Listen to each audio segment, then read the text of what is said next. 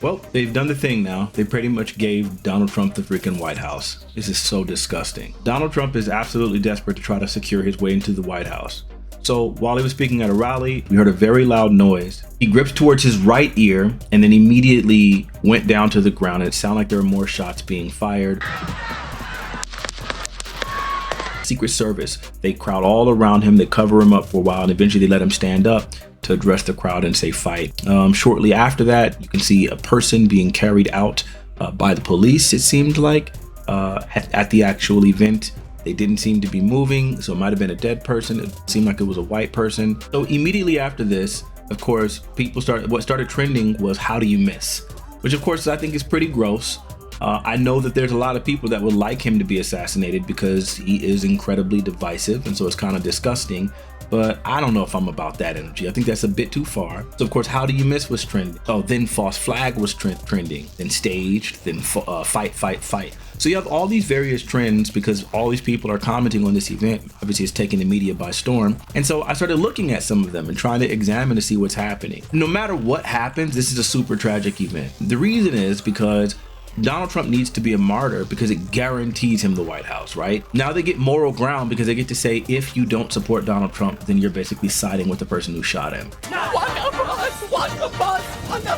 An example of this would be like Mark Cuban. Mark Cuban was like, this is not the way, this is disgusting. I'm hoping he's safe and I hope that he's perfectly okay. And God bless the Secret Service who put their lives on the line by, being a shield for him. And the Hodge twins immediately responded and said, come out and support Donald Trump or go to hell. Choose or die. Choose or die.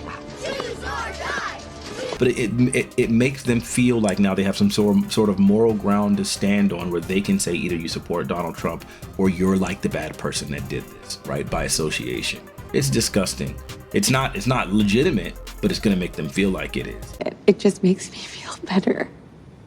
So then, of course, when I started looking at like the staged thing and people started talking about the fact that if you play the video in slow motion, Donald Trump, he gripped his right ear, but then as he gripped his right ear, like he went down, but you didn't see blood on his hands before he got on the ground. So they were saying, oh, he might have done that. But that's what they're saying. There wasn't blood on his hand before he went down there. It must have been a blood packet. Furthermore, they mentioned that when Ronald Reagan was shot, that there were other people who got injured as well. When Kennedy was assassinated, another person got injured as well. So when all of these things happen, it feels like there's typically going to be some sort of collateral, but some sort of way, standing out in the open with people surrounding him. He got shot right in his ear and no bullet went to any other person and multiple shots were fired. It just seems a little bit crazy. But then here comes this is where I think the interesting conversation goes, because if you remember, Republicans are always saying that, the only way to stop a bad guy with the gun is a good guy with the gun. Does that mean that all the people at Donald Trump's rally should be able to bring guns? So then at that point, they would be able to save him, right? Hey, a flare gun. Good idea, Peter. Yeah, I don't think that really holds up. The thing that most makes me feel like it's staged, to be honest, is the fact that after he gets shot, he's on the ground. They still don't know. They haven't fully assessed the situation.